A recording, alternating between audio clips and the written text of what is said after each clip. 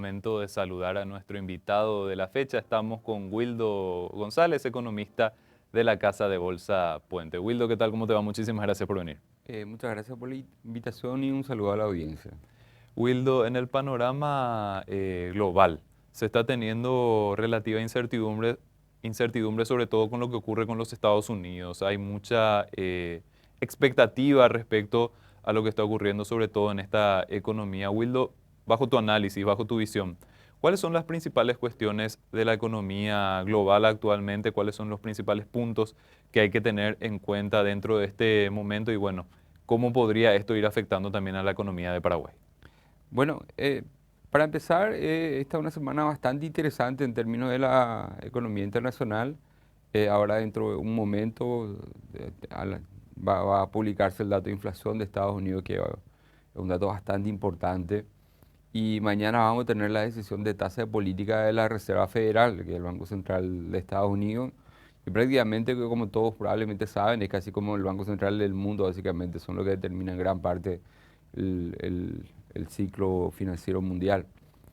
Eh, También es bastante interesante porque el jueves también tenemos reunión, pero al otro lado, en el Banco Central Europeo, en el ECB.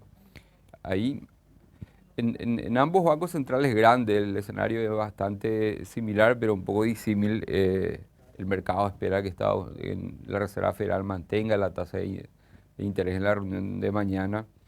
Eh, para, para el dato de hoy, inflación, el mercado está esperando que la inflación empiece a moderarse, que resulte en un promedio de 4,1 anual. Igual recordad que ellos tienen una meta no de inflación, sino que una zona de confort de la Reserva Federal en torno a 2% y está en el doble todavía de lo que es su meta. Es como que nosotros tengamos una inflación de 8, siendo nuestra meta de inflación es de 4%. Entonces todavía hay bastante preocupación por lo que va a pasar en Estados Unidos. Y en Estados Unidos es bastante interesante lo que está pasando porque todo el mundo está pendiente de que la Reserva Federal deje de aumentar la tasa o al menos de algún tipo de señal anticipada de eso.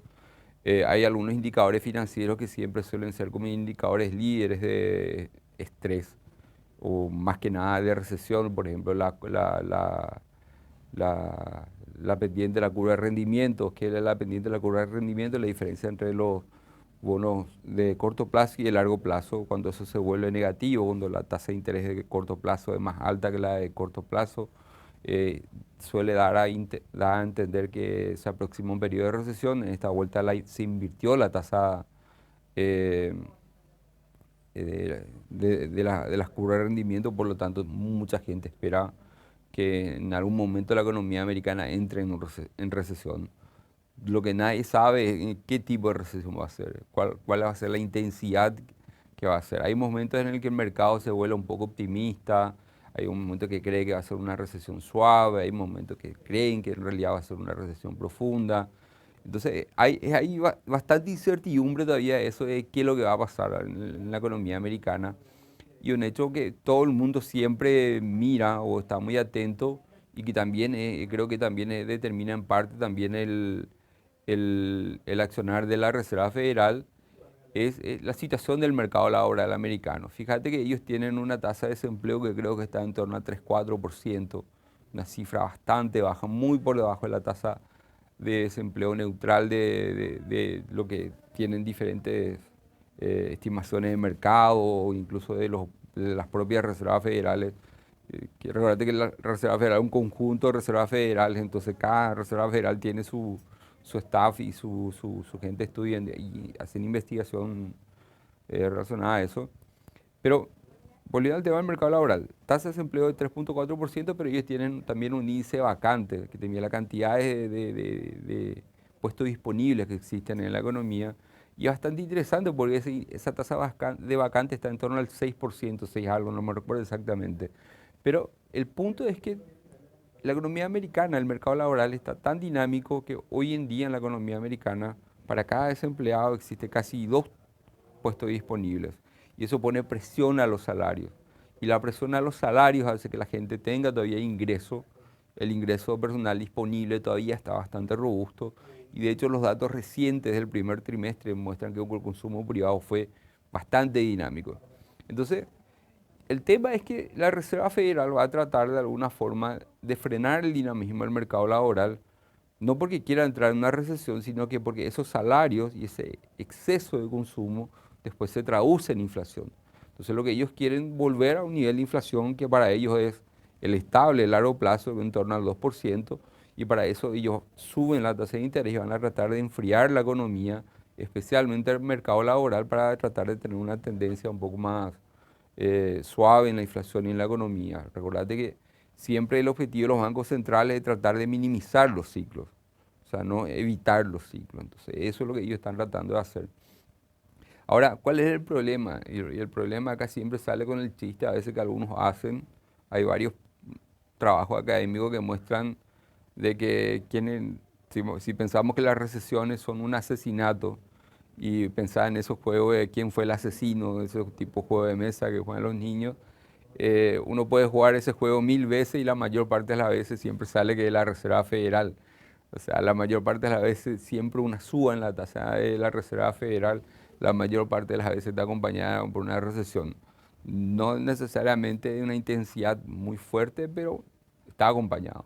Entonces, eso es un tema que también genera mucha incertidumbre, porque si Estados Unidos entra en recesión, se ralentiza el ciclo de comercio internacional y eso después a nosotros nos pega.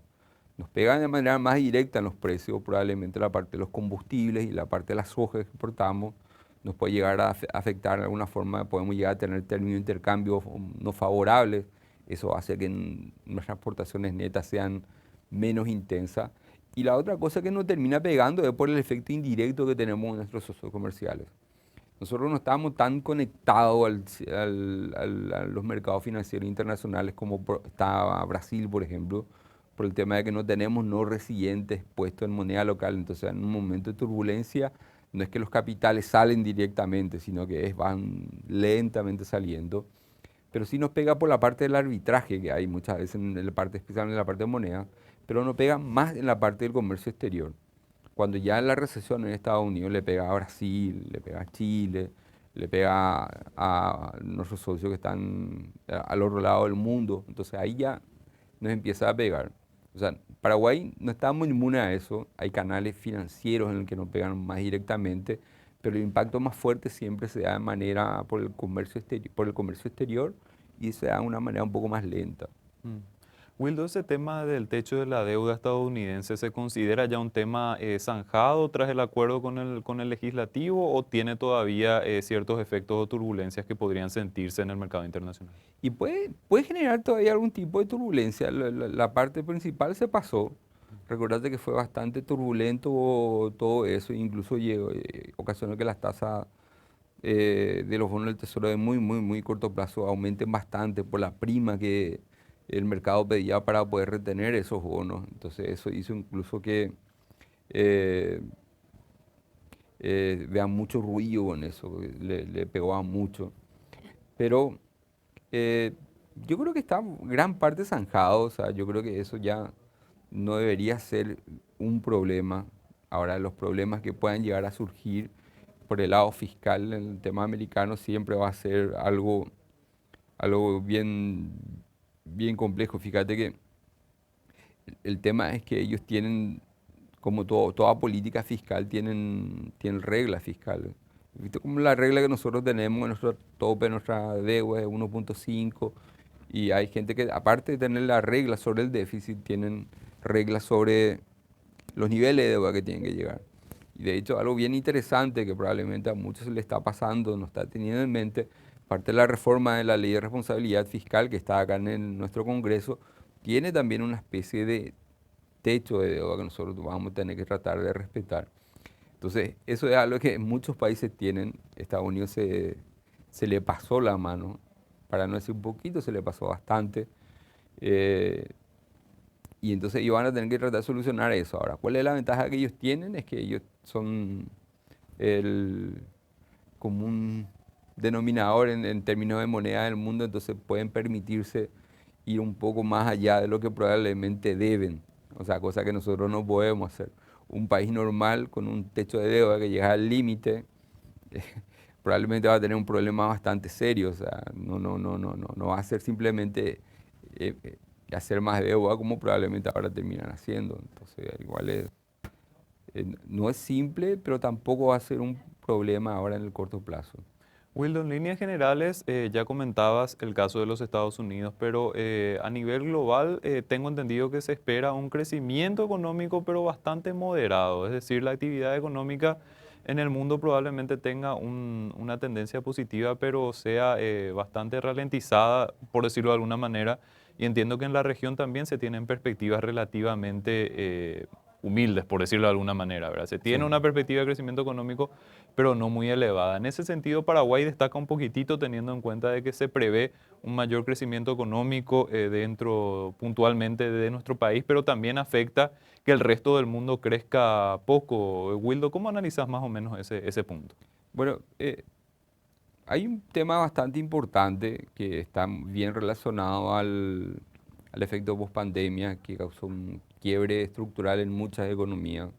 Eh, Gran parte de las economías todavía no están recuperando los niveles de actividad económica pre-pandemia y de hecho nosotros mismos estamos en esa situación. Eh, Nosotros ahora vamos a tener un año bastante bueno, pero después la recuperación que tuvimos por el mal año agrícola del año pasado, tampoco fue un rebote tan grande el que estamos teniendo comparado a lo que muchos probablemente esperaban. Pero algo que probablemente mucha gente no tenía muy en mente era que nosotros al final estamos teniendo una parte no recursos naturales, o sea, una especie de lo que me gusta decirle PIB resto, que yo le digo PIB resto es el PIB, excluyendo todos los sectores de recursos naturales, el sector agrícola, generación de energía, ganadería, todo lo que tenga con el agro y te queda solamente con la parte del PIB que es completamente cíclico y que o sea, completamente susceptible a las acciones de política, como es industria, construcción, comercio y servicios. Entonces, esa parte de nuestra economía todavía no está creciendo bien. De hecho, empezó el año bastante débil. Ahora, en abril, empezamos a tener unas señales de crecimiento bastante un poco más intenso en esos sectores, pero venimos bastante débil en eso. Ahora, relacionado con el tema del comercio internacional, ahí nosotros estamos mucho más expuestos a lo que tiene que ver con la parte de industria. Entonces la parte de nuestro sector industrial va a terminar probablemente sufriendo un poco más de lo que probablemente debería ser.